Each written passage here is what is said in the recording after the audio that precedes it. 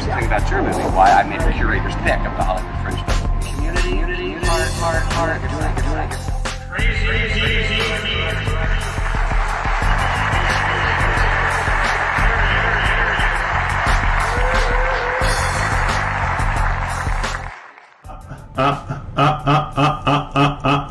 What's going on, people? Listen, welcome to another great episode of TFR Podcast Live. That's TFR Podcast Live presents Observations by Crazy D with my special guest host, Tanya M. Congress. Let's see, how you doing today? Let's check out the microphone, make sure everything is hitting. I am doing swellsy this morning. Got my tea, I got coffee and tea here, y'all. You know, it's just one of those mornings. But I do have ginger, fresh cut ginger and mint in my matcha green tea this morning. And we're ready to bring you a information-packed show. I was thinking this morning, I'm like, wow, we're on a milestone. It's at episode 30, an even number. So that means, to say episode 30 means that there is 60 hours of information after this show. It'll be 60 hours of information, which is equivalent to taking a college course. I think each year of a particular course, you get like 11 or 12 credits. You know, they have the certain amount of credits that contribute to a certain amount of hours. So if you were getting 60 hours in a typical college course, that would get you, I think that would get you very close to some type of degree in having accumulated that number of hours. We are bringing you information to make the informed decisions, because I think history has shown us that we cannot continue to do things the same way and expect things to change. Officially, that's one of the definitions of insanity. So unless we are admitting to being insane, if we're insane on that level, then the government would then have another problem in financing the medications that we would all need in order to sustain life, as it were. So we have to do something, but sometimes you can't do anything if you don't have the information, or you can't even get the passion. Sometimes you need the passion to want to do a thing, to want to get up and do something. You won't have the passion if you don't have the knowledge, nor will you have the know-how on how to get it done if you don't have a framework, a foundation. So I'm doing good. I'm ready to go. How you doing this morning?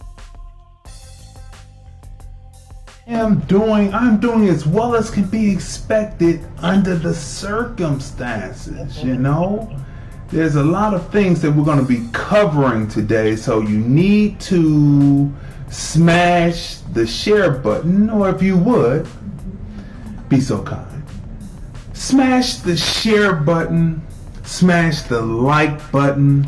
We are broadcasting over Periscope, Vimeo, FB, and YouTube on the Film Review Live channel. Make sure you go there, smash the share button, smash the like button as we get started with this, because we are bringing you information. What is the topic for today?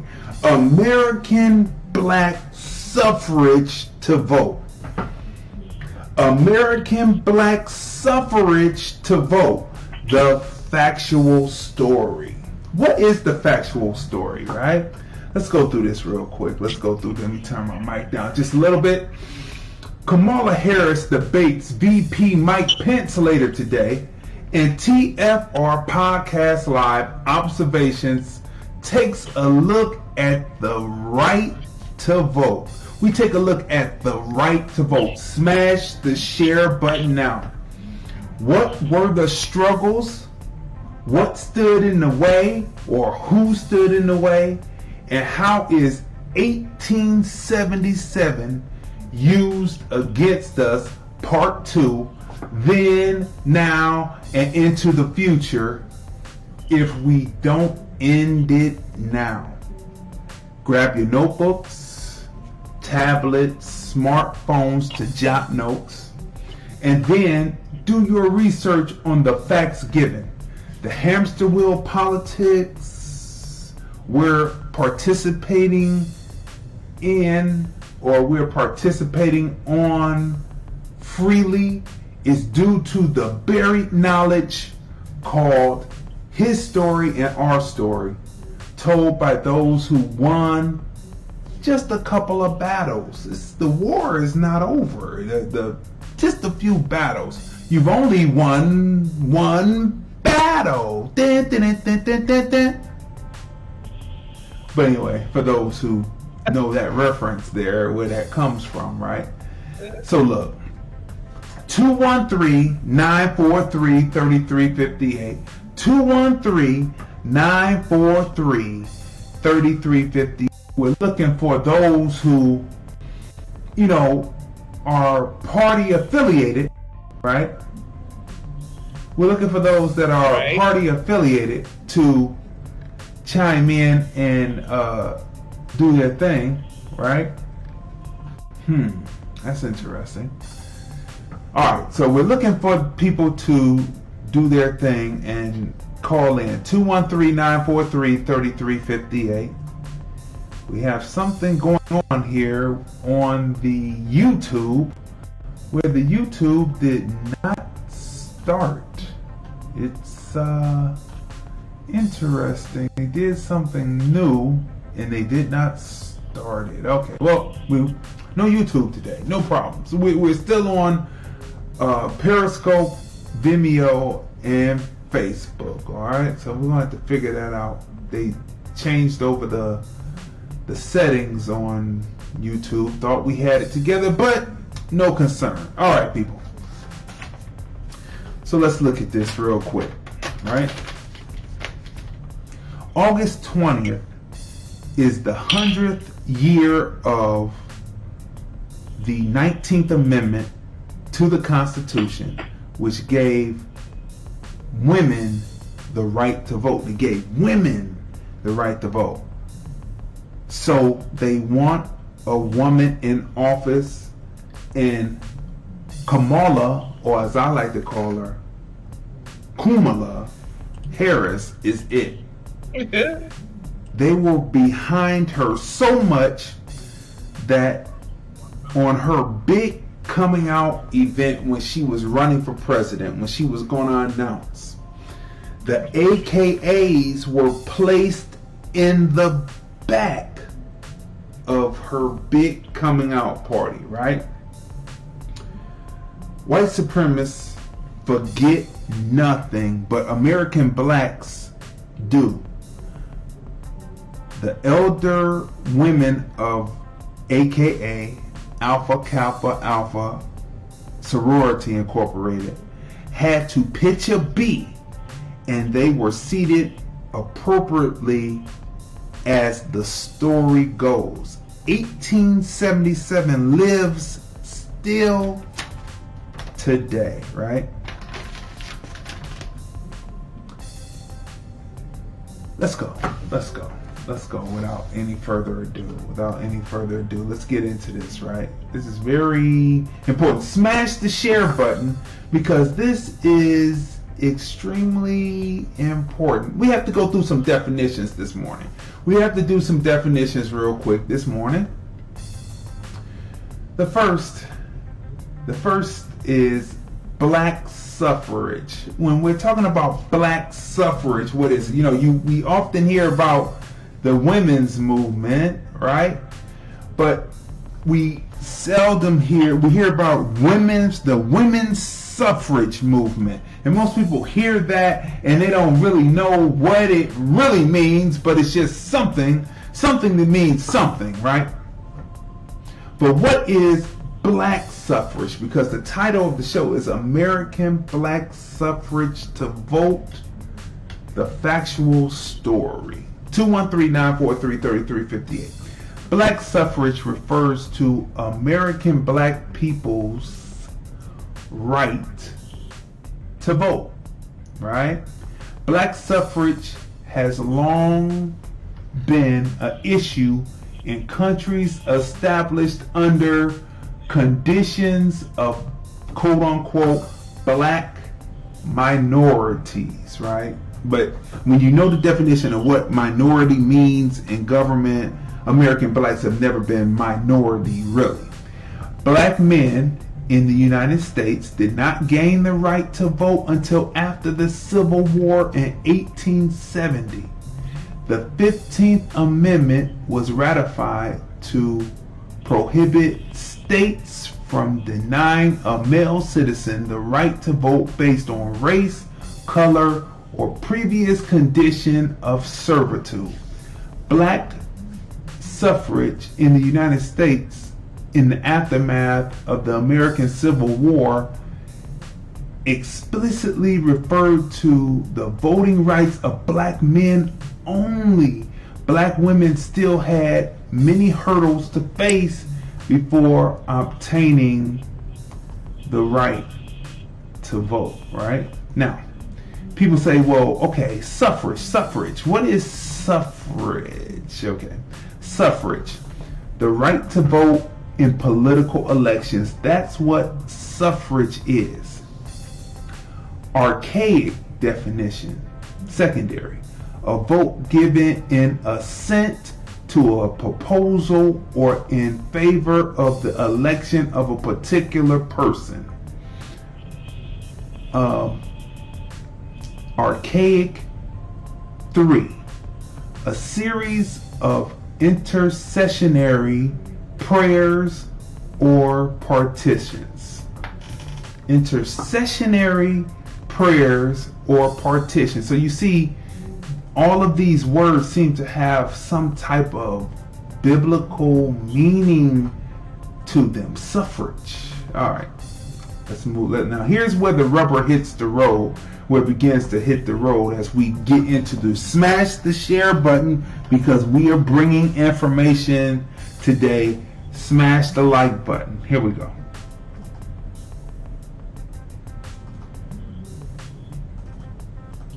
The passage of the 19th Amendment, which was ratified by the United States Congress on August 18th and then certified as law on August 26, 1920, technically granted women, quote-unquote women, the right to vote. However, the 19th Amendment did not initially extend to American black women because of widespread voter suppression enacted against American black women and other women non-white. It wasn't until the Voting Rights Act was passed nearly a half a century later on August 6, 1965, that American black women were in practice able to exercise their right to vote. All right. Now let that sit for a minute as I come in. So this whole year, starting in August 2020, they were celebrating. It was supposed to be a big celebration for women for the right to vote. But guess what, American black woman? You were not included, though you were responsible. You were responsible and in head of the movement to see the right for women to vote, the right for American black women to vote. So that means that someone or some organizations are lying to you when they put up those posters, put up those ads, and they say, Sojourner Truth, Harriet Tubman, Ida B. Wells, all of these women fought for women's suffrage for the right to vote. Let that sit for a minute. American black suffrage to vote the factual story. Do you want the factual story, or do you want the I cannot tell a lie, I chopped down the cherry tree, Papa? And George Washington was such an honest person, but later he chipped the teeth out of his slaves to make his choppers. Do you want the factual story, or do you want the fabricated, prefabricated story, like, you know, the Stars and Stripes and who actually really sold it? Which one would you like? Would you like the factual story? Well, we're bringing the factual story. Smash the share button. Smash the share button. Smash the share button. Smash the like button. Subscribe to all platforms. The Film Review Life channel.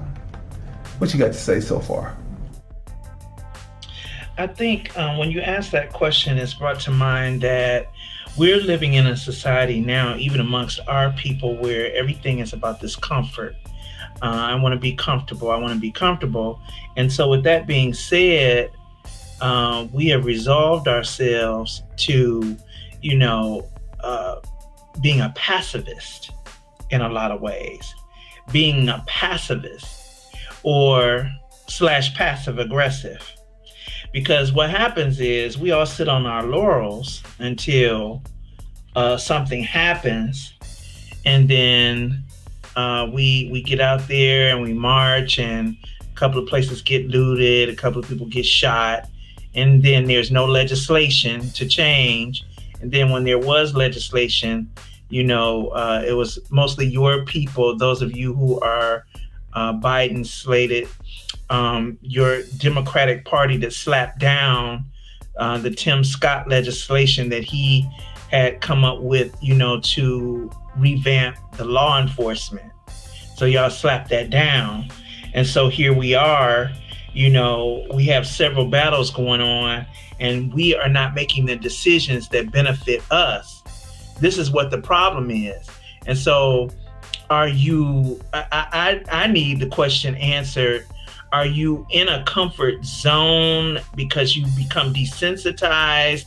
You become used to being raped, used to being mistreated, used to having narcissists impose their narcissistic behavior on you? Or are you battle fatigued? Are you, what is it that will cause you, and I'm talking about good-minded folks. I was screaming it a couple of episodes back, but I'm talking about people with good sense. I'm talking about ingenious people. I'm talking about people who can solve, they can do trigonometry, and they can do calculus, and they can do all of these different solving of equations and problems, and they're chemists. They do things in labs. They do, but when it comes to this, there's some kind of block as to why we're not making the right decisions concerning us in election times and things like this. And we have to look back. This is so wonderful because we have to look back on our history. We have to truly know where we come from. Not know, most of y'all, when we talk about you got to know where you came from before you know where you're going. Y'all think of Africa. You don't have no ties to Africa. A lot of you have no ties to Africa. I don't have any ties to Africa. I don't know of anybody, as far back as I know of my family, I don't know of anybody that came from there. And I'm not knocking nobody whose family is. Get my point. My point is we're not close enough tied in the bloodline for it to even matter. We've been here. I was born here, right? And I don't know anything about anywhere else. I've traveled other places, but this is where I live. So where I live is what should serve me. All right? And let's be clear. The government is to serve us. I don't know if y'all knew that. They're supposed to be in place to serve us. They're supposed to serve the people. All people, though. Not just one segment of people. So, but I think that you become comfortable, complacent, passive aggressive, and pacifists more so than anything. And so if I was going to make a choice, I'm going to go to where I want the truth.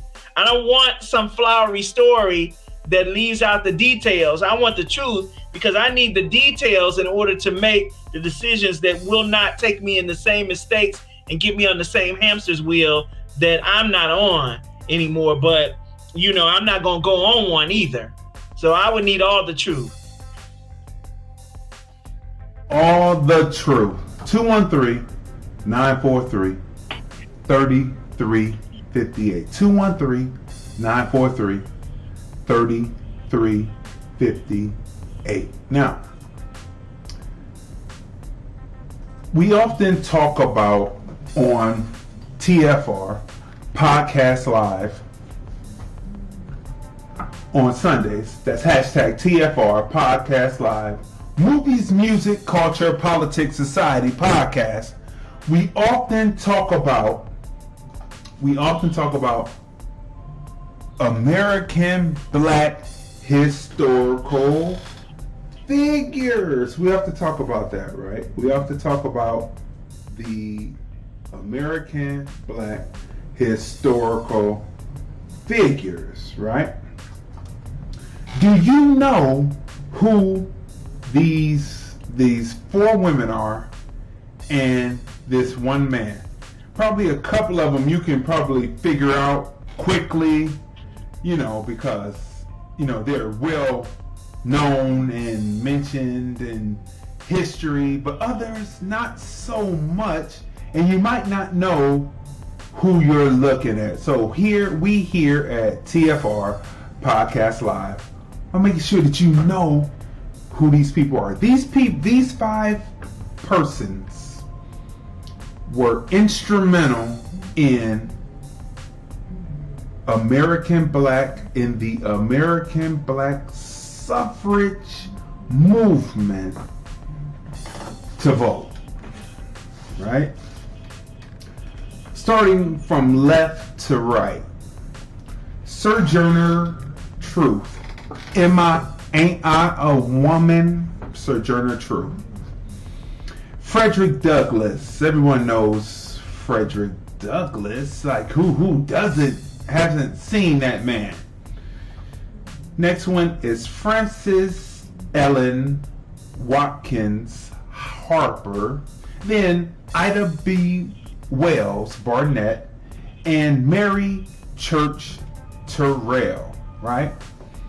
These five people were instrumental in the American Black suffrage movement, right? And we've already told you what suffrage is, and we've already told you that American Black women really did not get the right to vote until 1965. So the Voter Rights Act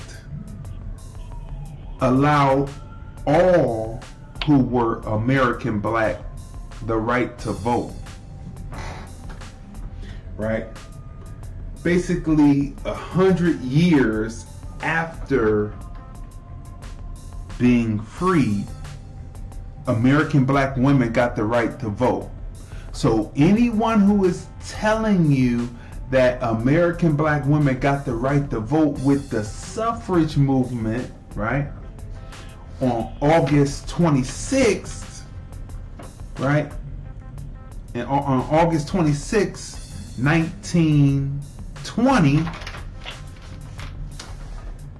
they are lying to you. Smash the share button, smash the like button. And I might even go even further and say early suffragists, that's kind of like suffragists. That's what they call themselves. That's kind of like racist. Early suffragists sold out Black women. People like Susan B. Anthony and Elizabeth Cady Stanton. Early suffragists sold American Black women out where it pertained to the vote. And yesterday we told you that some AKAs broke away from the AKAs and formed Delta Sigma Theta in 1913 to be able to march. And I'm sure people were like, come on, D. Really? Did that really happen? Did that happen? The answer is yes. So remember these 5 great American black figures. It's very important, right? It's very important even in the time of COVID, as we find out that they just released a meme and it came out that COVID is now airborne and can travel past 6 feet. It's been airborne. Really, yes, but they said it is now airborne and can travel past 6 feet. It usually lingered in the air, but I guess now it can float in the air, right? So this came out, and this is getting you ready to take the vaccine. All of this falls right into what we're talking about, right? It's about how stories are told and how they are crafted to get you to move, to make you believe something, to make you get out and vote your worst interest. Okay, here's another. This meme came from my sister. Here is your vaccine. Here is your vaccine. And now there's some people that will argue you up and down about that. And I've been on web discussions with people who will argue you up and down and say that that's not true, that that's wrong. And I remember speaking to one that said they were going to take the vaccine, be part of the vaccine trial. So I had a question about that, and it came to me the other day, and I'm going to ask you, Tanya. Unlike people who have HIV already, and they may be trying to do a vaccine for HIV, people already have it, and they go into the trials. Some get placebo and others actually get the experimental treatment, right? If someone goes into clinical trials a person does not have COVID-19, novel coronavirus, they don't have it, and it's a chance that they may give you either the placebo or give you the actual drug, the actual test drug they're testing. That means, one, that they would have to, if you don't have it, they would have to inject you first with the live virus. Am I wrong on that? I mean, people who are professionals in the healthcare field, who are scientists, you could call up 213-943-3358, because we really need to know this. If you don't have it, then they've got to shoot you with the live virus first, let it incubate inside of you, and then give you either the placebo or the actual experimental drug. And my question to you is, if they actually have to shoot it in the person, is that potential suicide? Is that person committing suicide by willfully knowing that they have to first take the live virus, then get either possibly a placebo or the actual experimental, and the experimental may not work, the placebo is definitely not going to work, and what are they going to do for the people who they gave the live virus to, but they gave them a placebo? Is that not, just look at it, is that not on one side murder and on the other side sideways suicide? What do you think about that? Well, the discussion itself is nothing short of comical.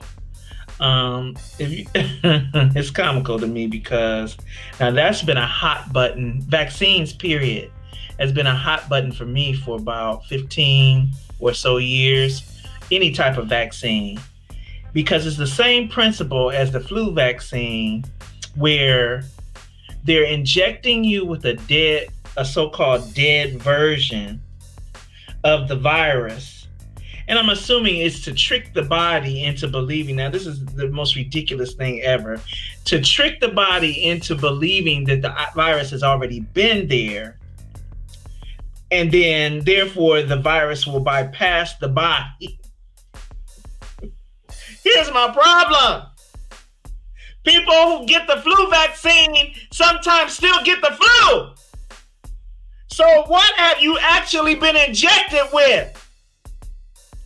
And the thing that really, really gets to me is that you have people, and I mean, man, I love these people. I see a couple of them in my eye right now. I mean, I can see them.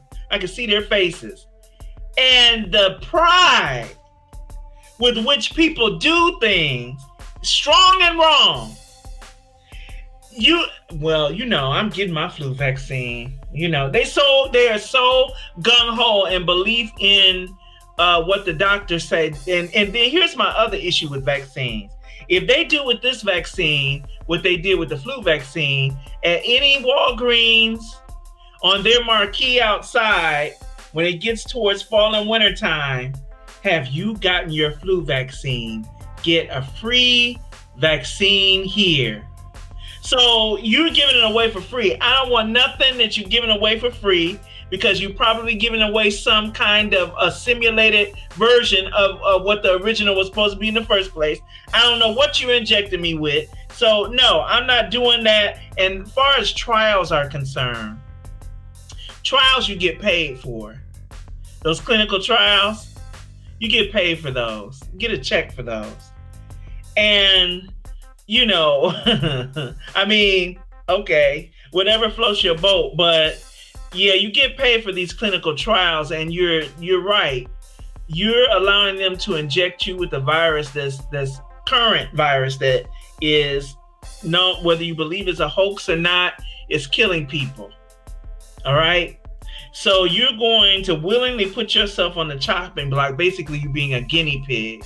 They call it a trial, but basically you're an experiment, right? They're going to pay you to make it worth your while. I bet you they're paying I'm going to find out how much they're paying for these trials. I bet you they're paying top dollar for these trials. I bet you these people are going to get a check for like $500, $1,000 or something. And that's still not enough for your life. It's not enough. So no, I wouldn't do it. And I'm not going to do it when they do put it in place. And now they've gotten the fear, they put the feelers out there on some of the news things that, it's going to be mandatory. They're rolling out a mandatory plan. Ain't nothing mandatory for me. You're not shooting me with nothing. Now, we're going to go toe-to-toe on that, and whatever the consequences are, they'll be. But I'm not taking no vaccine. I'm on record with that. But is it suicide to... It is. Is it suicide? Is it suicide? It is, because for the people who are getting a placebo, what is the placebo supposed to treat? So in order for the trial to be foolproof, you have to have the virus, so that whether you're injecting the vaccine itself or the placebo, the person then, if they're getting a placebo, they're believing they're getting the vaccine. So what happens then? You have a version of the virus sitting up in your body, and it's getting ready to take you out of here unless they got some kind of backup plan of treatment of what they're going to do if the person automatically look like they're about to kick the bucket. They must have some kind of backup, else they're going to be liable like a mug. They're going to be liable. No, but you signed your life away, right? I mean, you signed the paper, you said you would not, This is true. et cetera, right? The secret to change is to focus all your energy not on fighting the old, but building the new. And I agree with that wholeheartedly. But you know what? You got to know where you've been to know what you're building new. So you have to not focus on the old, because there's nothing that you can do about it, but you need to know about the old. Know it, yeah. To know where you're going to make something new. Because if not, you're going to be perpetually on that hamster wheel, right? Perpetually doing the same things over again that got you exactly nowhere fast, right? So let's get to hitting the rubber to the road now, right? let's go up here. Now we have to do this real quick. I have to go back a bit so that you will know where you will have context of what we're talking about, right? So we're not here at the confessions of the what's the name? We're going back just a little. Let me back it up just a little, and then we're gonna begin, right? This is to let you have context of what we're talking about, because everything is based on 1873. You have to know what came before so that you can know between how 1865 and 1877 was the Reconstruction era, when black people were supposedly freed from slavery, and we went back to school. We became congressmen and doctors and lawyers and all these different magnificent things, and we were building our own neighborhoods, etc., etc. But wasn't it in 1877, the compromise of 1877 between Democrats and Republicans, where they met at the Wormley Hotel, February 26, 1877 in Washington, D.C., where they came up with the idea that in order for us to maintain a stable economy, we need to put black people back on the plantation. All right. Did that not happen? So that gives context right relevance there in bringing to that what up? we're talking about. Wasn't it a right? Jewish man by the name of... It gives context to what we're talking about, right? Now, let's move forward. Or let's move back a little bit and then move forward. So that's 1877, and they're talking about putting people back into a slave state. They knew they couldn't put them back on plantations. They knew they couldn't put us back on plantation because we had tasted being free. But they could put us in a state of freedom. A state of freedom. Right? So they knew that they couldn't, so they had to put us in a state, and they said that our minds were not able to be productive because they were small. All of this was eugenicist science, right?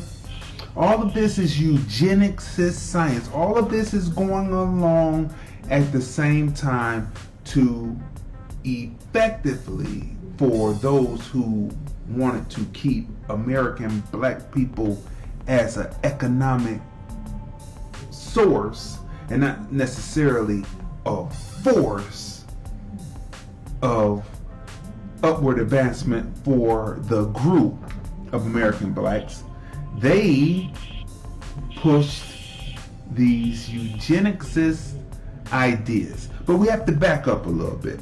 Look up Harper's Ferry for me. Look up Harper's Ferry and tell me who was involved in Harper's Ferry. Harper's Ferry, people. Very pivotal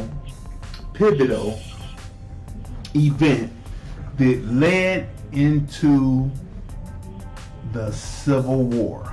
That's right. So we have to go back just a little bit, because this show is like part 2 from the show yesterday, but we're talking about American black suffrage to vote, the factual story. So we have to go back a little bit in time before we move forward, right? We've already established 1877 as a demarcation point. We need to go back. When did Harper's Ferry take place, and who's involved with Harper's Ferry, if you would? John Brown, which you mentioned yesterday with the movie The Good Lord Bird that I'm looking for. And it was an effort by abolitionist John Brown from October 16 to 1859 to initiate a slave revolt in southern states by taking over the United States Arsenal at Harper's Ferry, Virginia. It's been called the dress rehearsal for or tragic prelude to the Civil War. There we go, people. 1859. 1860. Now, when did the Civil War kick off? Let's go through that. So 1859, prelude to the Civil War, right? Harper's Ferry, John Brown, right?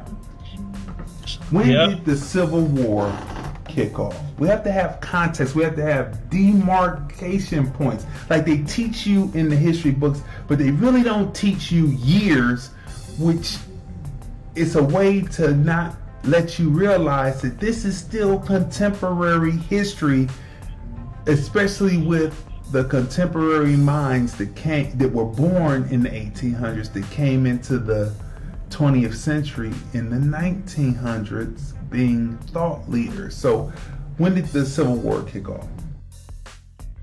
1861 to 1865.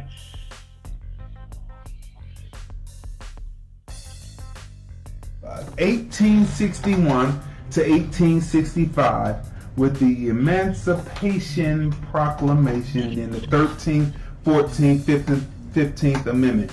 This is contemporary history, people. You have to know it. So you're looking at 1859, you're looking at 1861 to 1865, 1817. By 1817, the 13th, 14th, and 15th Amendment were already ratified and placed into law, right? The 15th Amendment gave the black man the right to vote, but it would take half a century until, more than half a century, until the black woman got the right to vote. The American black woman got the right to vote, and they are lying to you. What is the name of the show? American Black Suffrage to Vote, the factual story. Smash the share button, the like button, tag your people in it. Make sure that you subscribe to the Film Review Live channel, where due to technical difficulties today, when I put it up, you're gonna get all the bells and whistles version with the music rolling underneath us. You get to see the full editing prowess of Crazy D when you hear the finished one, like the ones that you hear on Spotify, right? When you go to Spotify, you hear the finished versions. Go over to Spotify, hashtag TFRPodcastLive OB episode, whichever episodes you want, or just hashtag that, search, and all the episodes come up right up on Spotify or any of your favorite podcast providers. We're on all of them, but Spotify is where we push for this show, right? So listen, let's go over it again. Dates: 1877, because they were in fear that they would not have their base any longer, their economic base anymore. They chose, because they didn't think they would have that economic base any longer, they chose to say that American black people were inferior in mind, strong in body, and that they were best not kept as a protected class, but as a servitude class. And what we showed you yesterday is all of that, and the fight to not be seen and to be self-determined is what we showed you yesterday. Today we are showing you about the American black suffrage to vote, the factual story. Smash the share button, right? So that was 1877. That's the demarcation point. That's after Emancipation Proclamation, 13th, 14th, 15th Amendment. Now, but let's back up. 1859, John Brown, an abolitionist, kicking off, initiating what would be later the initiating spark, because there's always a spark. Benjamin Banneker caught it and he was the spark for the Revolutionary War. Not Benjamin Banneker, Crispus Attucks. I keep on getting the maker of the almanac mixed up with Crispus Attucks. He catches the first bullet and it kicks off the Revolutionary War. And this right here kicks off is the initiating event that 2 years later was the initiating spark that caused 2 years later the Civil War to begin. So there is a television program, and we've been telling you that there are certain television programs that you should watch. They fill in the blanks because they bring historical fact within the narrative of the fiction. It's the fiction, but it's fiction based on fact, right? So there is a new program on Showtime, and it is called, what is it called?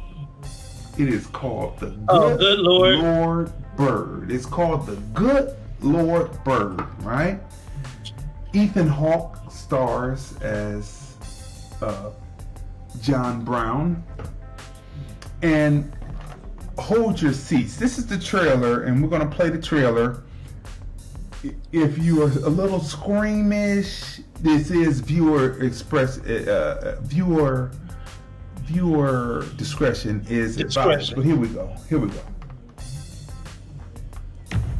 Everybody got God on their side in the war. Trouble is, God ain't telling nobody who he's for.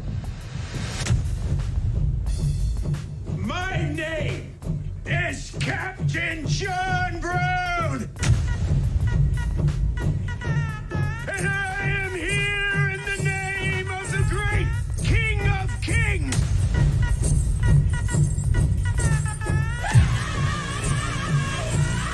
Ooh, that would be a nice sample. The Holy Redeemer, the man of Trinity. 'Cause he is on the side of justice. And you are on the side of change. Whatever he believed, he believed. Didn't matter if it was true or not. The old man was nuttier than a squirrel turd. Alright, so that is the open. Now the music. Now, what's interesting about the music is those voices that you hear sound like Native American chanting, but those voices are most definitely African, or what I would say, black, American black. So when you hear that,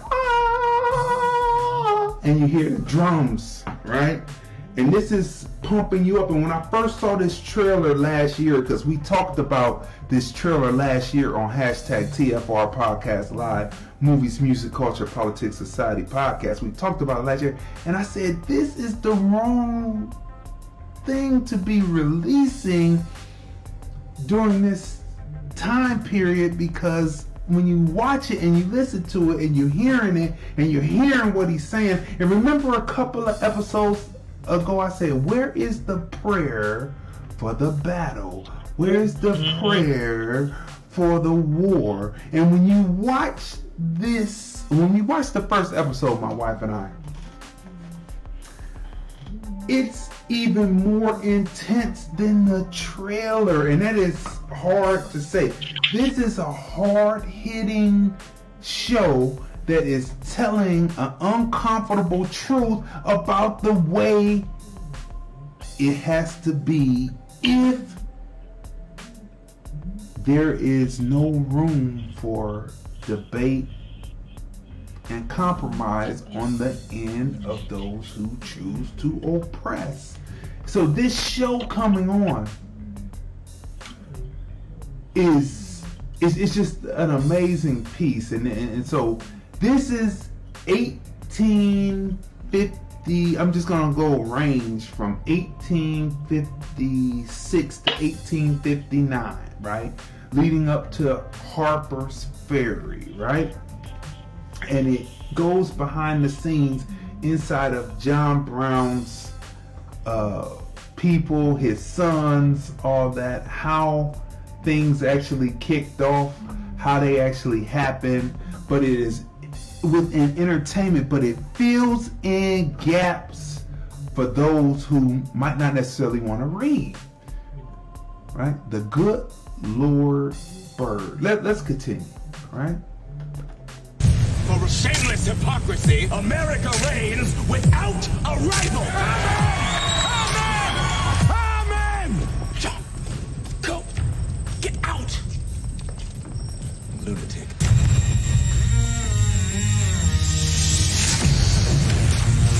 Onion, you've been reading the Bible? Not too much, Captain, but I've been thinking of godly ways. We can work with that. You stand for the Lord will stand for you.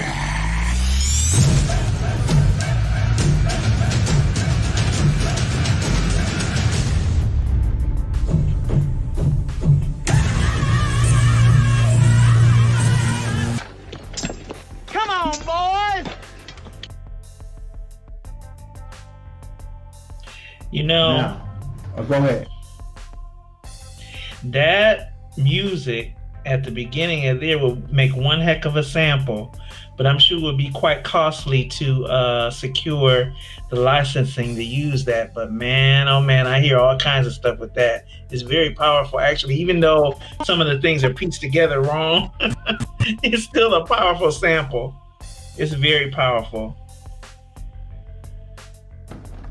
So that is the trailer for that. Now that's the Good Lord Bird, right? So that's 1859. We have the Civil War, 1861 to 1865. Now, the railroads are built in 1866. So that means that as there being one is coming from the Pacific, one is coming from the Atlantic, and they meet in the middle, and there are free black men working on that railroad. But wait a minute, the railroad, when it started, people may have still been in bondage, so they went from being in bondage to being free, working on the railroad. So at the point in 1866, when Blazing Saddles opens, right? And they're talking about what they're talking about. They hide the truth in movies. We've told you that. So Blazing Saddles is a comedy. If you have never seen Blazing Saddles, you have to watch Blazing Saddles because it was co-written by Richard Pryor, and Richard Pryor was weaving in certain uncomfortable truth, facts into the Mel Brooks production. Couldn't be made today because people are so sensitive. But let's go through it as we continue on, as we build this. So now we're up to 1866. See, we're taking you through history and we're showing you what it is. And what you notice when you go through history, when you really research his story and our story, you find that we have been self-starting and self-determined since 1619 and before. Right? So let's go on. Come on, boys! The way you lollygagging around here with them picks and them shovels, you'd think it was 120 degrees. Can't be more than 114. Dock that chink a day's pay for napping on the job. Yes, sir. Now come on, boys. Where's your spirit? I don't hear no singing. When you was slaves, you sang like birds. Come on, how about a good old nigger work song? Black, Hispanic, Asian come up to the fence and directly want to talk to me. Hey, what do you think about George Floyd? What do you think about what happened about this? I go up to the fence, someone white comes up, F the police, don't talk to him. That was the most bizarre thing because I could see it coming. I even had a young African American girl tell me, why is it you guys aren't talking to us? I said, honestly, this is now the 23rd day of doing it. Every time I try to have a conversation with someone that looks like me, someone white comes up and blocks them and tells them not to talk. And then right when I said that, this white girl popped right in front of her. She said, he just said that was going to happen. I said, I told you. She looked at the girl and why'd you do that? And I straight up, I said, I've been called the N-word. She's been called the N-word. Why are you talking to me this way? Why do you feel that she can't speak for herself to me? Why is it that you feel you need to speak for her? He goes on to say that the Antifa, Black Lives Matter imposter, says that she really didn't have an answer for it. And she said that someone higher up told her to do that, right? We have been telling you that these movements on the hard left and the hard right, the extreme left, extreme right, are not good for American black people, and here it is. And we have been telling you that it is a disgrace for American blacks to stand in another American black's face who is just doing their job. If they're in the military or the police, it is a disgrace. And here it is. It comes out 3 weeks after. Shows up in a meme 3 weeks after what we were talking about, exactly to this point, that why would you be in a situation where you are controlled? There's a scene in The Good Lord Bird where there is a runaway slave that, well, not a runaway slave, John Brown goes and commandeers the plantation and frees all the slaves. Say, I'm going to take all your slaves, and he kills up some whites. You don't see the scene, but it's told in context, right? It's told in conversation. And he says, why should I fight? I just want to try to get the Canada to be free, but he's telling me I have to fight. You see? So here it is. It's still this, even though you're talking about anarchists and going against the fascists, it's still an ownership there that they still own you to the point where they can tell you, don't talk to somebody that looks like you that's a police officer. That is a problem, and we told you. We showed you the information where either side's not good. Go back and watch episodes 1 through 29, and we're on 30 now, right? As my sister said, 60 hours of information, right? Let's continue. So through visuals, we're showing you this. Now, watch Crazy D's ability to cut. You ready? To edit. Here we go. We're having a conversation. She couldn't answer the question. I give a fuck because I don't. You gonna call my fucking 6-year-old son a fucking liar? What the fuck you talking about, dog? Y'all on some none of that shit, man. Get my shit, dog. I see where you get it from. You got my shit. On some real shit. I smack you. Get the fuck out of here. I dare you to do something. I'll beat you the fuck up. Get the fuck out of here. Yo, I know y'all want to do shit up. That I get a belt out of you. What did you think of Barack Obama being president? But Barack Obama is a joke. Barack Obama didn't do a darn thing for black folk. Matter of fact, he hurt black folk in 2 ways. First of all, he had 8 years to do something for black folk, but he carefully and judiciously avoided doing anything for black folk. And most of my white friends told me in politics, and I was always the president governors, they say, hell, we would never vote for Obama. We know he's going to do something for black folk. We knew he would never do anything for black folk. He used very broad, ambiguous terms. I'm the president of all the people. They like to say a rising tide lifts all boats. That's a stupid thing. Yeah, because the black people boat got a hole in it. That's right. It's in the bottom of the damn rake. Yeah. Oh, you know, the Camptown ladies sing this song, doo-dah, doo-dah. The Camptown racetrack 5 miles long, all the doo-dah day. And that is, she is a perfect idea. She's a perfect picture. Like Obama. Just like Obama. See, it's a beautiful picture. You grab someone who fits the description that refers to and meets the need at the time. Women are in a high level of distress, degradation, being destroyed, being misused and abused on a constant basis, black, white, and all in between. And it is at a climate so high to where if a woman is being pushed to be elected, it actually doesn't matter what color she is right now. They're going to push her her to be elected. And I'll say this, who is it that funds Kamala Harris? Because as the Honorable Minister Farrakhan teaches us, you must go to the root.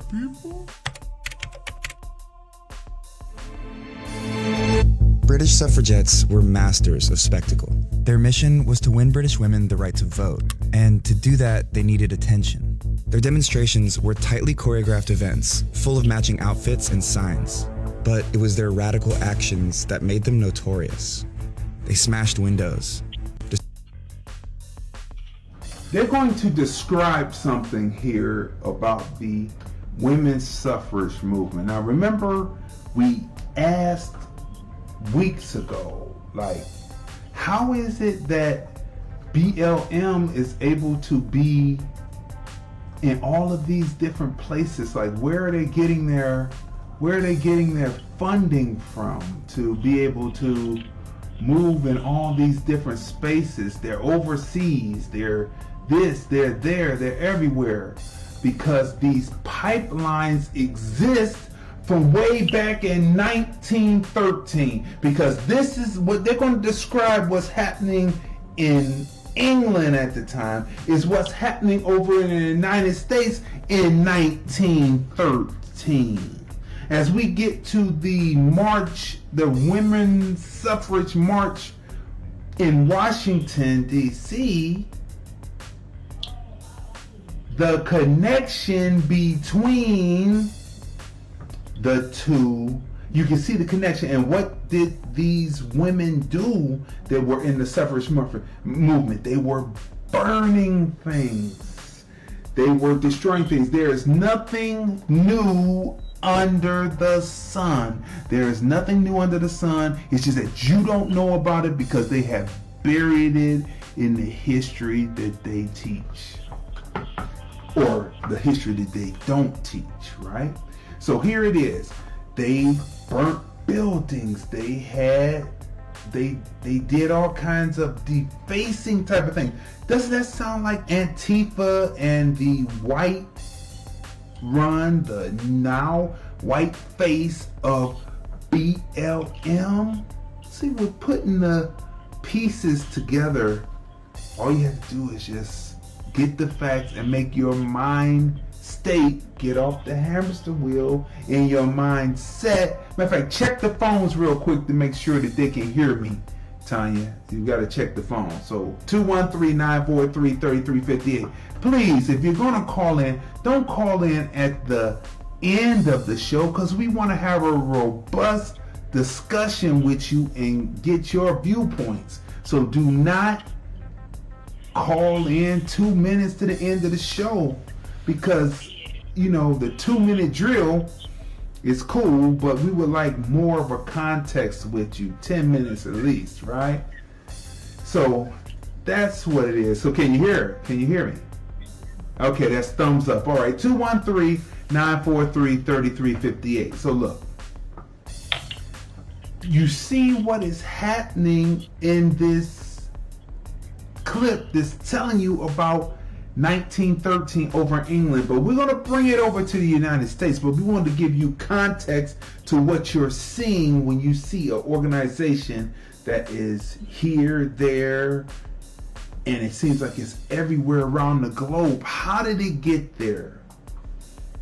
How did it get there? So let's continue on. Let me back this up just a little bit so you can see exactly what's going on, and see if don't you see a parallel between this. So let's play.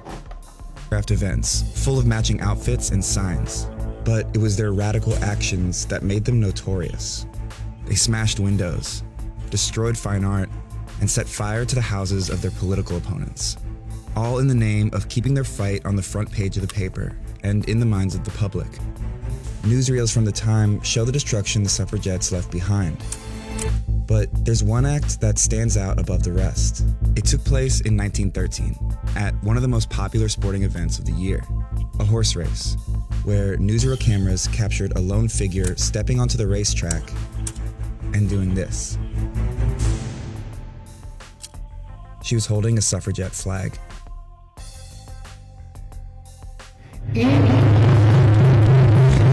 Anyone who would do that, who would throw themselves in front of a horse.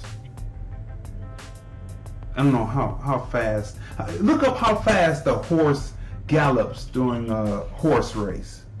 That's 1 horsepower. How fast is a horse galloping in a horse race?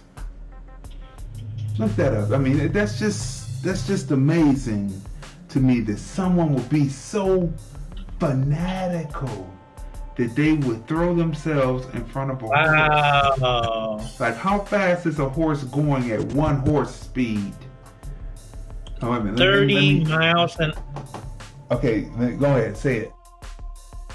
30 miles per hour. A horse is galloping, 1 horsepower is 30 miles per hour, and this woman jumps out in front of the horse, stands there, collapses the horse and the jockey and herself, could have killed the jockey, and in most people's opinions at that time, the owner of the horse was more worried about the horse and making sure its limbs weren't broke. So they really damaged she really damaged something that was more valuable to the owner than her and the jockey combined. Right. We just have to keep factual. That she would jump out there and put her life in jeopardy. That's like getting hit by a car going 30 miles per hour. The torque of it is the same. The difference is it's muscle and flesh versus steel and metal, but it is still the same velocity and torque, and it's 30 miles per hour, and it is smacking you down. And for you to be that fanatical, there are people out here that are still that fanatical. What do you think is really going on, and why they are covering up this history that you didn't know? Now, I've never heard Harriet Tubman went in and freed 70 slaves, and we've had other people. Sojourner Truth, she pulled back. Yeah, ain't I a woman? We've heard and seen all that, but I have not seen. I've seen black women jump in and cover up people when they're getting beat. I have never seen a black woman go out there fanatically like that and go do something like that that didn't have to do with self-defense or defending the whole, right? Defending a person, defending the people. I've seen that. I've never seen someone go out there and put life and limb in jeopardy and possibly kill a horse and kill the human jockey. Right? Let's continue on. Doing this.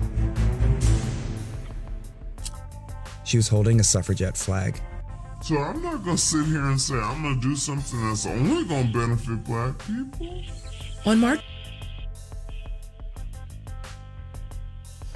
What does Kamala? I'm gonna be nice. The Dixiecrat lovers, they say Kamala. I'm still gonna say Kamala, because she's Indian. She's not black. What does Kamala have to do with this woman's suffrage movement, right? I've already told you at the top, but we will go back over it again, right? We'll go back over it again. The women's movement is no longer suffrage because they have the right to vote, but the women's movement, the one that Tamika Mallory fell out with because they weren't including the desires and wants of American black women into it, so she fell out with them, or they fell out with her, I will say, because what she was saying they did not want to hear, right? Right. The woman's right to vote. The woman's movement today They want to see a woman in office. And sometimes you ask the question, how come Biden sometimes switches up and makes a mistake and say Harris Biden instead of Biden Harris? Because they're in talks to make this transition. Anyone can see this, that they're in talks to make this transition so that she will be the first woman. However they want to get a woman in the presidency in 2020 to go along with the 100 years of women's suffrage.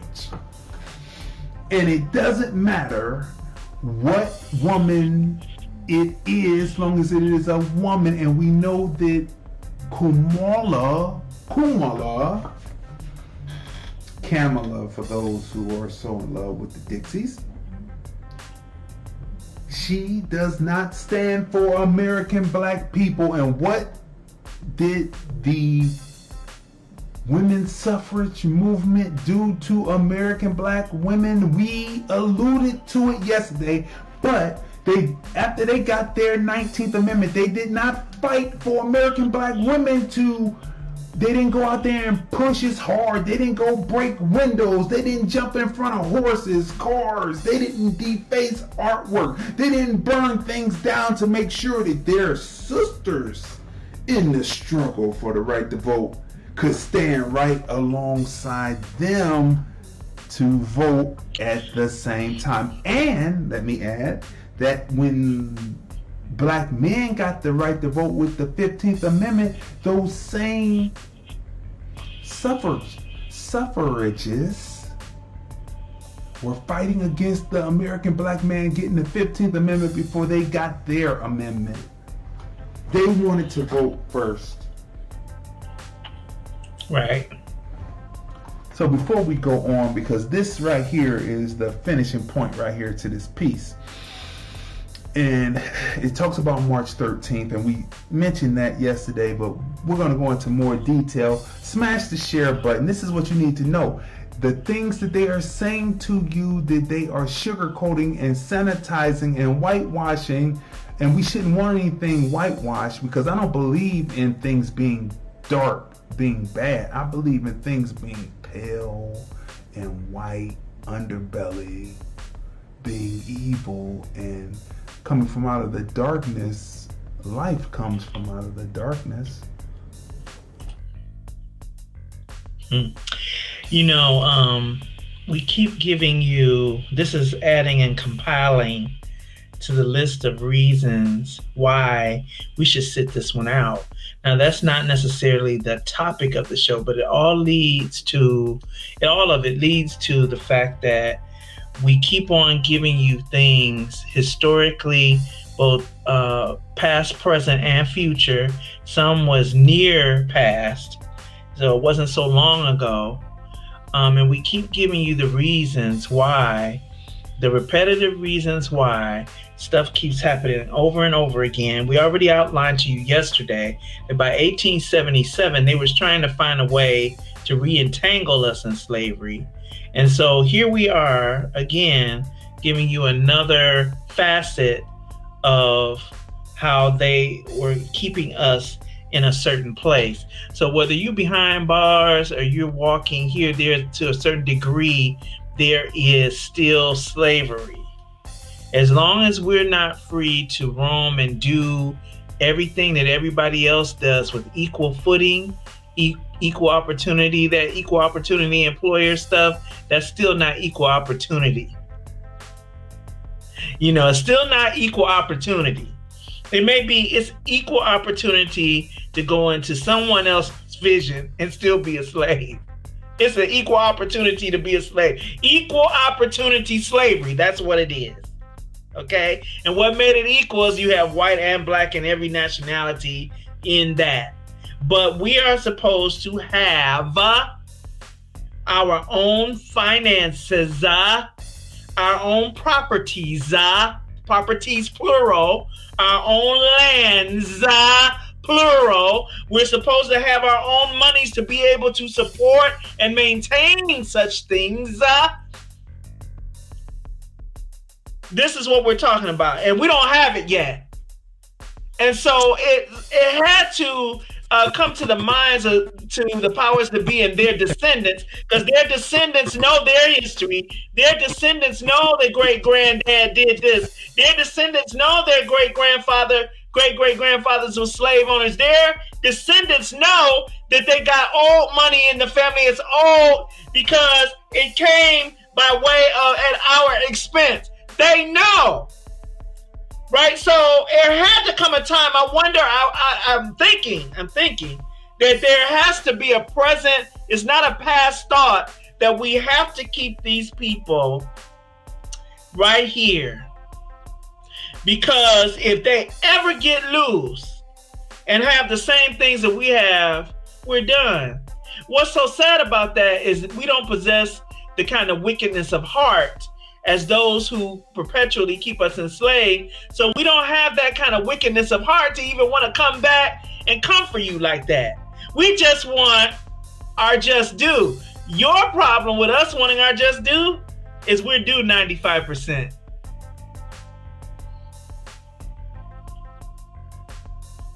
She was holding a suffragette flag. So I'm not gonna sit here and say I'm gonna do something that's only gonna benefit black people. On March 3rd, 1913, protesters parted for the woman in white. Dressed in a flowing cape and sitting astride a white horse, the activist, Inez Milholland, was hard to miss. She was riding at the helm of the Women's Suffrage Parade, the first mass protest for a woman's right to vote. Stop that real quick, because this is a piece that's celebrating women's suffrage, right? But Milholland is a immigrant name. We've been bringing the context to you. These are people who have not been in the country as long as the country had been in existence. And these people are allowed to step over and be over American black people. Have we drilled this message home enough to you yet? This woman is an immigrant. She comes in on a white horse. I could hardly tell by her face, just my observation opinion, it doesn't look to me much like a woman to me. I mean, just facial features alone. Like when you go, like there's a page that you have to check out. It's a website. It says how early suffragists sold out black women. How early suffragists sold out black women. After the show, go check that out. Just Google it. Susan B. Anthony is sitting there with Elizabeth Cady Stanton. And when you look at these two women, you like, no wonder they are. That's just my observation of looking as a person is looking. Just my observation is no way. It's like, oh my God. And then when you compare them, like there's always has to be some comparison, because they were comparing struggle and did not validate the black struggle, so thus I don't have to validate their struggle as far as it looks. But when you look at our women who were fighting it, all different types of shades, when you look at the males that are fighting it, the appearance is not that of my opinion, my observation, witchy hags. That's right. Not witchy hags. No witchy hags at all, okay? So when you're looking at it and you see these different names come across, you're like, these are people who they came over on the boat through Ellis Island, and then they were able to advance up over American blacks who built the boy. Can we get you any closer to realizing what we are up against? What's that song? The reason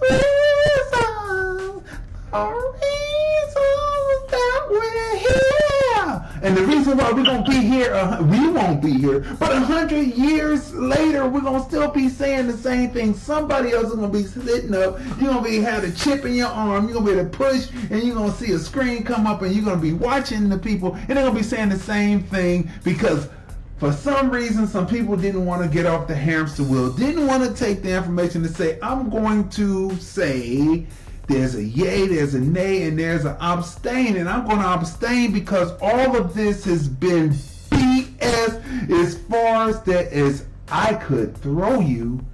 It's been BS. As far as I could throw you, it's been BS. So let's continue on. Now, watch carefully. We talked about this yesterday, but you have to watch carefully. I'm going to back it up a little bit because you have to look at the woman on the horse. If you can loosely call her, in my opinion, a woman, and look at that. If you could loosely, that looks like Stan Laurel from Laurel and Hardy. Just my opinion. I know that people's family members still exist and they've got money, but they had to come in a white horse. My opinion, my observation, they came in on a white horse and a white cape. Everything had to be white. I mean, we could have been dressed in black all the way down and been looking way better than that. The sisters, matter of fact, the sisters did. But anyway, let's play this. Let's continue. In a flowing cape and sitting astride a white horse, the activist, Inez Milholland, was hard to miss. She was riding at the helm of the Women's Suffrage Parade, the first mass protest for a woman's right to vote on a national scale. However, in planning the parade, Paul mainly focused on appealing to white women from all backgrounds, including those who were racist. She actively discouraged African American activists and organizations from participating, and stated that those who did so should march in the back. But black women would not be made invisible in a national movement they helped shape. On the day of the march, Ida B. Wells Barnett, a groundbreaking investigative journalist and anti-lynching advocate, refused to move to the back and proudly marched under the Illinois banner.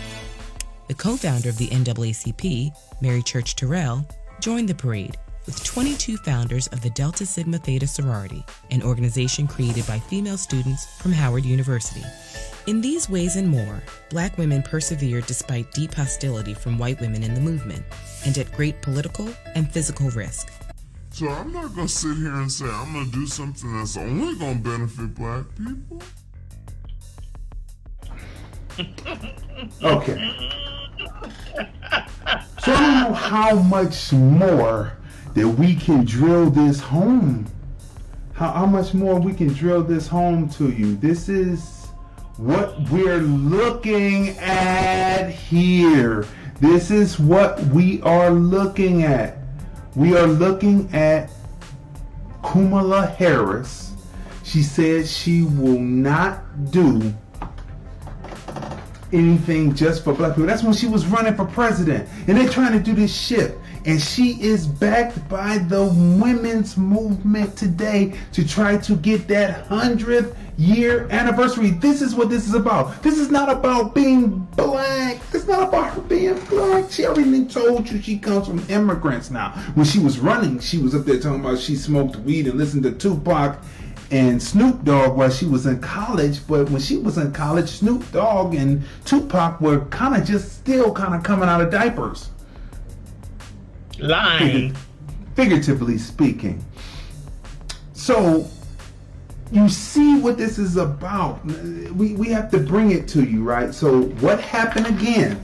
Remember, the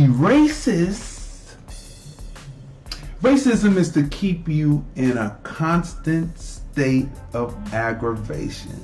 That's what a racist does. White supremacy is to keep you in a constant state of aggravation. The racist, the white supremacist, does not forget the history. We forget the history. Come on. And this is the problem. So remember, her big coming out. They were behind her, the women's movement. All of the AKAs. Where were they placed initially? Where did they tell the AKAs that they could march during the women's suffrage march in Washington? Where they could march? In the back. Where were the AKAs that this woman belongs to, coming from Howard University? The Deltas were there too, right? But she went AKA because they know the history better than you. And then they lie to you and say that that's not the way it is. She chose AKA, and then when the AKA mothers, the elders came, they had them in the back. Racist, white supremacists don't forget. We forget. They don't forget. And it's to keep you through generations in a constant state of aggravation. Even though they were finally sat in their appropriate place up front, being that she's supposed to represent them. At least that's where the story went. They might have got up and left, and then they put a spin on it to make it sound good. However it happened, they will say that, but it was still a source of aggravation, and that's when people should have shut down then. But I noticed that the AKA organization, I haven't seen them too much pushing, but I have seen the Deltas pushing. This is going back, people. This is going back to the 1900s. The beginning of the 20th century. We are in the 21st century. This is nearly over 100 years, right? It's over 100 years. 1913 to 2013 would have been 100 years for this. It's over 100 years, this incident. But their right to vote came in 1920. It's 100 years. They are not playing with this, but what they deserve for what they've done is a abstain and a no vote to Harris Biden. It's no more clearer than we can put it to you than this. This is it. This is for all the marbles. This is it. This is it. This is no more clearer than we can put it. There's no way you can re-investigate the facts and try to flip them around any other kind of way you want. White supremacists, racists, don't forget history. We forget history. We don't know this because they don't teach it to us. But there's such a thing called Google.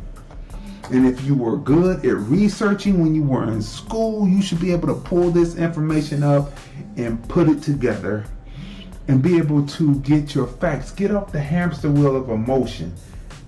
Kamala Harris, Kamala, as I like to say. Can I tell you what that name is? Yeah. So it's an emotional situation happening on their hamster wheel. You have to get out that mindset that they have you in. Stop the electrical inertia by shifting your inertia as the hamster. Get off the hamster wheel. Stand straight up, upright as a human being, and stand in mind state, gathering facts. Catch, analyze, shoot. What you got to say? It's simply, I had looked up her name because we use it and we play around with the enunciation of it or whatever. So I went and looked it up. I like looking up the meaning of names. It means a lot. And when the parents, if they're in tune and spiritually inclined, they name you, and you actually grow into that name. You become that name in some way. And her name simply means pale, red face. That's all her name means. Pale, red face. So that is speaking to the Indian heritage, because a lot of times they named according to the appearance, the aesthetic appearance of the child. for women, and then for girl children, and then for the boys, they named them in names that refer back to a warrior type name, or whatever they named them, they tend to be. Like if you name your son, the son's name means tenderhearted. Well, he's going to be kind of soft, as far as not necessarily gay, but soft-hearted and kind-hearted and easy to forgive and not very warring. Where you have other words like my brother's name means warrior. Well, that's all he's been all his life. And I'm sure my mother is very in tune in how she named me. My name means invaluable, beyond praise. You can't put a price tag on me. And that's exactly how I manifest in life. So, she just simply means pale and red face. So that's it. So you have to take her at face value. You see, people, so we can't cut this any further. You have to go back. We gave you dates. We gave you the information to go research these dates and how they all fall in line to one another. You can't, no matter how you flip it around, unless you throw some lies in there, you can't cut this any other kind of way. It's the way that it is, and the makeup of Kamala, I'll say, is one of the oppressor. She doesn't come from us, but she used Howard and the AKAs to get that swag. But she's no different than the white suffragists.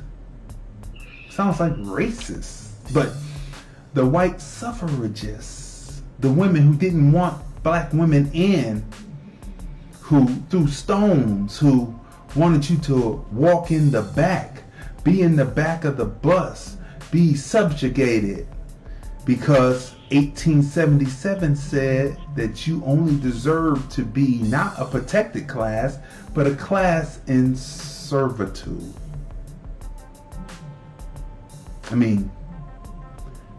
This is what this is about, and this is what this is about. You got a segregationist who did wrong by the community. He's from the thought of 1877. You've got a woman who is of Indian and Jamaican, not Indian American and Jamaican American, but Indian from India immigrant and Jamaican immigrant parents, lineage, which means that she doesn't care really about you. And she showed what she was about when she was AG, right?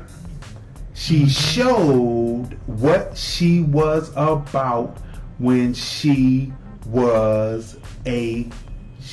Now, anyone who doesn't know what history is about, anyone who doesn't know that to know where you're going, you have to know where you've been. If a person says that, then they don't know anything about what history is supposed to be about and what you use the story of what happened in the past to do to better the future. So anyone who says that coming out the gate is thoroughly and totally miseducated, right? To know where you've been, you have to know where you're going. We have a phone call, 647,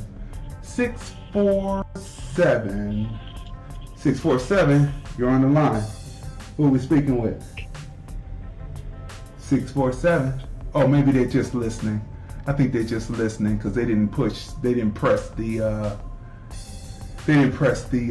want to do a comment. Okay, so look, anyone who comes across and says that you don't need to know the past to be able to do something new in the future, you are wrong. You are 100% wrong. You are thoroughly wrong, and that is not someone that I would even listen to, because you have to know what happened in the past to know what's happening in the future. All right? So, what has happened in the past is 1877, right? We can start right there. That's modern. That's modern time. We can go back further, but 1877, after the Emancipation Proclamation, the 13th, 14th, and 15th Amendment, then you get to 1877, and them classifying black people as inferior to keep them in their place so they wouldn't have ownership, wouldn't have power, wouldn't be self-determined, but we still got out there and we're self-determined. And anyone that is against that aligns with the other side that has been against it, the liberal side, the anarchist side. You see what the women's suffrage movement, what they were? They wanted to destroy society until they got their way. And if they didn't get their way, they would have wanted to see the state fall. They were anarchists. Then you had people on the accelerationist side that felt the same way, who joined in with the movement, like the Proud Boys did with BLM in Utah a week ago. You see, history keeps repeating itself, and it's so entertaining, but it's so, you're like, oh man, really? History keeps repeating itself. They keep on doing the same things, and it will be entertaining, except for it's detrimental because most of the people don't get it. So we're here to tell you, to know what happened in the past is to know where you're headed in the future. Okay, the person on 647 said that they do want to comment. So let's see what's happening with 647. 647, you're on the line. 647. How you doing? Good afternoon. Good afternoon. Can you hear me? Yeah, what's your name? Yeah. Tim? My name is Patrick. I'm calling you from Patrick. Okay. You're calling from? Yeah. Hello? Yeah, I'm calling from Toronto. Oh, Toronto, Canada. Okay, how you doing there? Yeah. What's on your mind? I'm doing all right.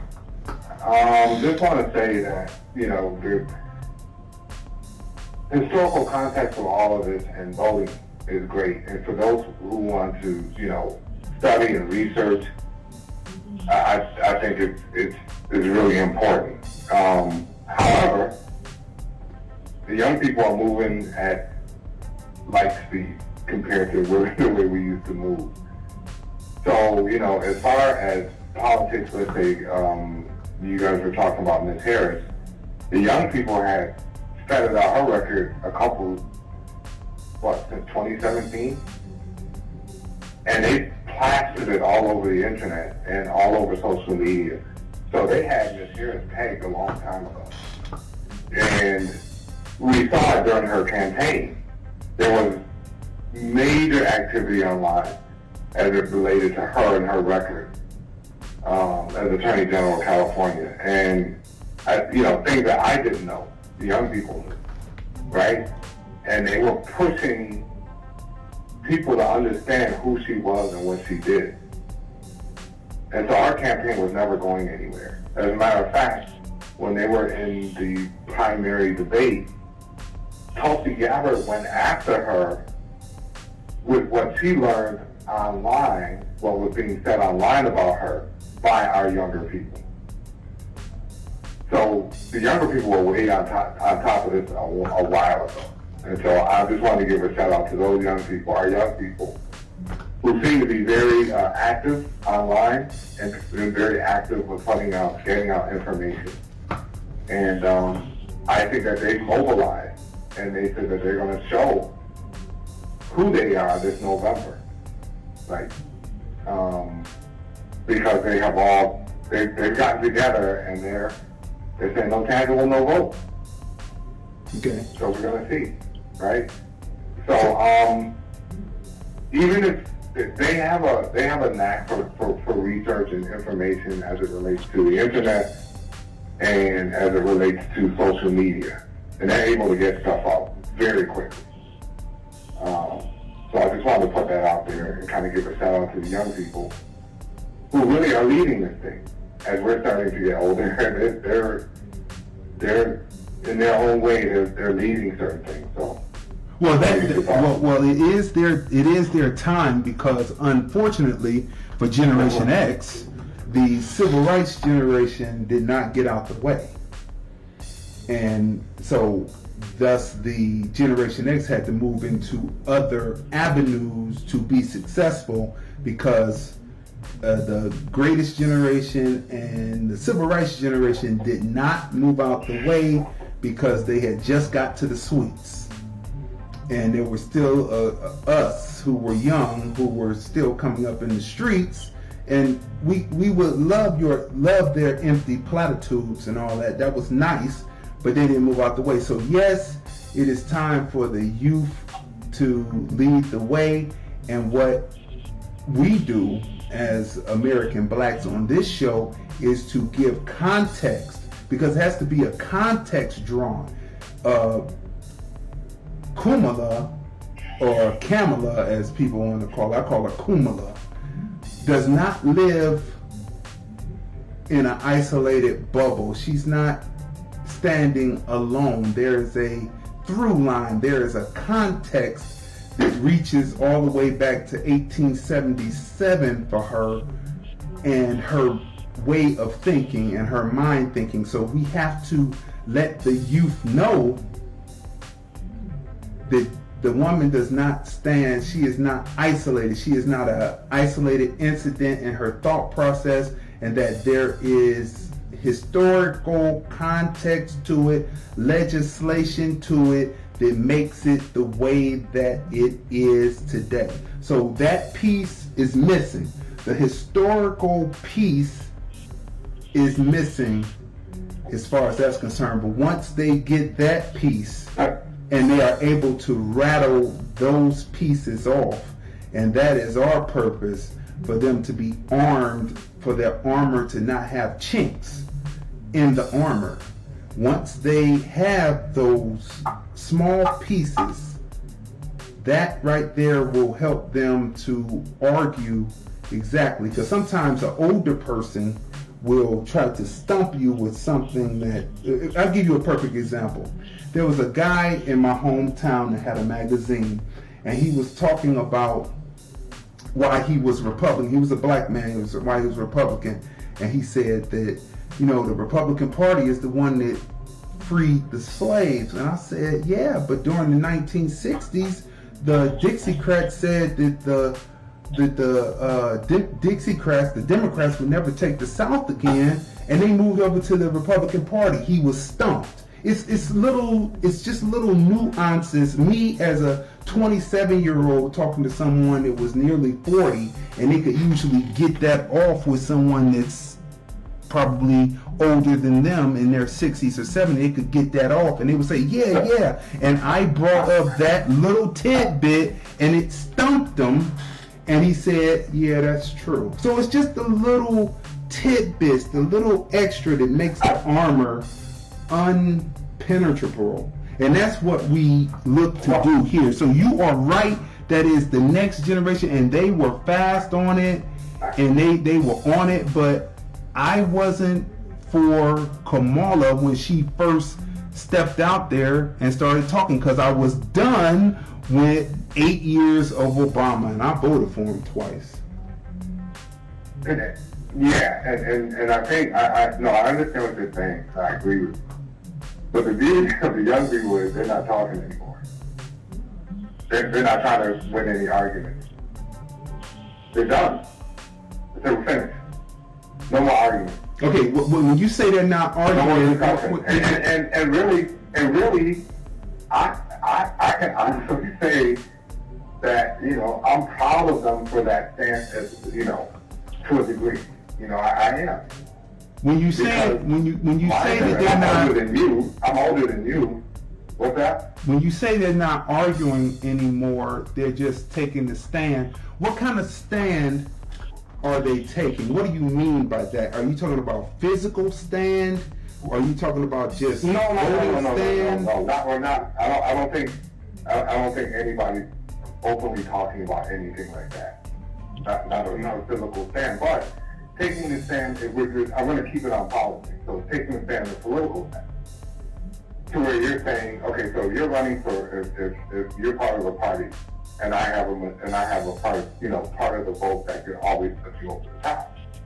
And you come to me, you've been coming to me for years and years and years, and I've been voting for you. And then one day I say, you know what? How about I want this? And you say no. And I say, okay, have a nice day. You'll never win another election. And I just walk away. Okay. So what's the type of steel spine that I think that they have that older than yourself, I mean, because I'm older than you, that older people did not have. That's that kind of that's the, you know, to be able to turn and walk away and say the whole system is illegitimate until we get what we want, or we're going to treat it as such. That's the kind of steel spine that we haven't necessarily had, that I think that they have. Okay. So what's the next? So, well, that's between them, because everything should be done in stealth and silence, right? Mm-hmm. But so everything should be done in stealth and silence. So we don't need to know what the next steps are. That's for them to organize and do.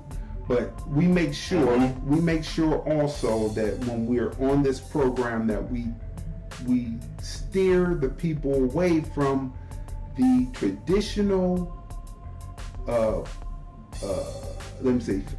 fascist side, or the anarchist side, or the anarchist side, accelerationist side, that we steer them away from coalition with those people, because Martin Luther King said, and where do we go from here, that the coalitions, the people have to show you something first. And when all this kicked off in the summer, I said that the Caucasians have to put blood in the game, because it can't be like it was in the 1960s. But lo and behold, it turned around. It's just like it was in the 60s. They co-opted. Now Black Lives Matter are Caucasians talking about no justice, no peace.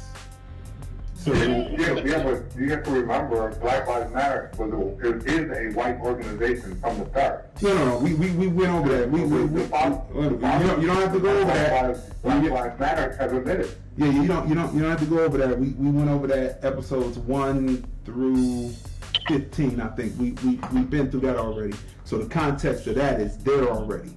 What I'm saying is that there are still American blacks out there that aren't doing the. I don't know if you say that. Are you from America and just in Canada, or are you? Yep. Okay, so you're from America. So you know the old adage, I'm just staying out the way. The people have to stay out the way of this and let these last battles of the Civil War between whites go into full fruition into the street, and then whomever wins, then we'll start negotiating with them, because other than that, we need to stay out the way, not join into these organizations, because the rich white kids that were caught up a few weeks ago, and a lot more of them are going to take their ball and go home and leave you out there in the street. Kind of like the women's suffrage. I think that's what they've done. That's what who's done? I think the young people have done that successfully. If you hear anybody talk about Black Lives Matter, they always say, I'm down with the concept, not the organization. I'm not down with that organization. I'm down, with the Black Lives Matter, the concept or the slogan, but I'm not down with the organization. We don't fund that organization, and by and large, we're not down with it. I mean, Irritated Genie put them out on blast years ago, man, and it's just been making its round with the young people. So they've been they've been good in not joining or supporting in organizations like that. You know what? Even though they're in the street, and you know these people co-op, we know how they do. They come up with their signs and all that, but by and large, young people are not down with that. I agree with you, but at the same time, I don't, because of what I see in the street. If I didn't see black people in the street with Black Lives Matter T-shirts on, even though they're not the ones from off the internet, they made it themselves, so they've been co-opted on both sides, right? And if we hadn't played videotape and had videotape of young black men saying that this is not productive for us, you burning this up, claiming that you're Black Lives Matter, but you're wearing the T-shirts, but they're still wearing them. If we hadn't had that footage that was recent, then I would say then 100% black people. But we need, for once, and this is our point, that for once 100% of American black people to stand in the American black bloc and not want to. You'll never get 100%. No. See, that's what I'm saying. See, in words bring about life or they bring about death. And what I'm saying to you is, there were some people who said, very few, thank God, said we probably will never be off from under that one form of slavery. We will never be from off under that. And glad that more people were pushing to be free. But at this point, there is no never, or it will never happen, because that's what they said about a lot of things. They said hip hop would never be the global phenomenon that it is right now, that it was a fad and it was going to phase out in the 80s, but it's the music and the culture that permeates the globe. Everybody wants to be an American black male or an American black female. So it's never is not a good word, because it brings about death. No, and this is what I mean by it. Let me explain. When I say it won't happen not because it's impossible, but it won't happen because the effort that you would have to spend to get at 100% Clarence Thomas and everybody else on board, is that worth it? Because the babies need to be saved. You know what I mean? You do and get as many people as you can on. The rest will come later as things improve. The rest, a lot will come. But how much effort do you spend trying to get 100%? That is a lot of effort. So we have to weigh how much benefit you get from the amount of effort. I thought we were talking about this was a young people's movement. It would be like Generation X, because the older people are fading out. It will be. So what I'm saying, it's Generation. So it's Generation X. They're still black. So if you say 100%, it would have to be their parents, any grandparents, any people who are in the Conservative Party or Republican. You know what I mean? Like, it would have to be. So that's the only reason why I said probably not 100%. Because it doesn't need to be. Well, what I'm saying to you any is... movement or revolution has been started by 3.5% of any group or population. 3.5%, and then there's a certain percentage that comes out after a certain amount of progress, and then there's a certain percentage that comes out after that. So that's that is never like 1%. So it's like those 3%ers in Atlanta, outside of Atlanta. I'm just saying, they said only 3% actually fought in the Revolutionary War. I mean, that's the context. There was research on all of the other revolutions that have happened, and they came up, the numbers that they came up with was, out of any revolution or large movement of people, approximately 3.5% is the number that started and got everything going, and then a certain percentage came on after that, and then the masses will come on after that. Okay, and so I mean, it's still the same concept. So I hear what you're saying, and you know, when we're talking about the youth and moving forward with the youth, it will be Generation X and then Generation Y, Z. Now they're finally saying Z now. And it will move forward, the millennials, and it will move forward with those groups, because the other people, they are nice to hear and they are nice to talk to and they are nice to have information about pitfalls where not to go, which brings us back full circle. It reciprocates back around, right? And I stayed on this hamster wheel with you for a minute so that we could get to this context and this close for today, which is, if we're moving forward, the older people are the context, gives us information to build the context. Then once we have the context, then we're filling it in, moving forward with what we're doing, which is we're moving forward for American black people. We know that the one party is about immigration, so is the Republican Party. They just want the people to be naturalized. Other than that, they're both for, both parties are saying immigration is the future of America. There's 22 million African immigrants here. There's only 42 to 44 million of us right now. 22 million of us have been aborted. Thanks Margaret Sanger and the organization that she formed. We would have been 66 million people. So now we're down to 42 to 44 million. We could easily be eliminated down by 22. And letting the African immigrant in, they could easily go up to 44. And the other immigrants, this is what is happening, and this is why we're here to talk about stopping it. And the only thing that we have not done, we have tried everything else. We've gone through a whole 60 hours of two-hour shows about the various history, and it comes down to the only thing that we haven't done as a people is to stand as a American black bloc, saying reparations then, reparations now, reparations in the future, knowing where the deceit and the hate and the beginning of our degradation began post-slavery in 1877. And it moves forward from 1877, and to end that, we have to know that history, to knock it down and move forward. So thanks for your call. We appreciate you calling again. And people, look,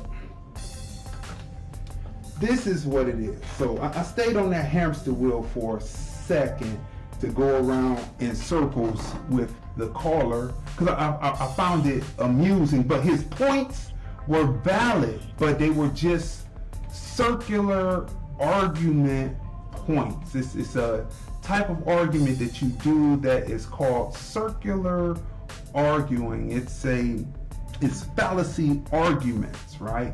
This will never happen. Slippery slope. Straw man, this and that.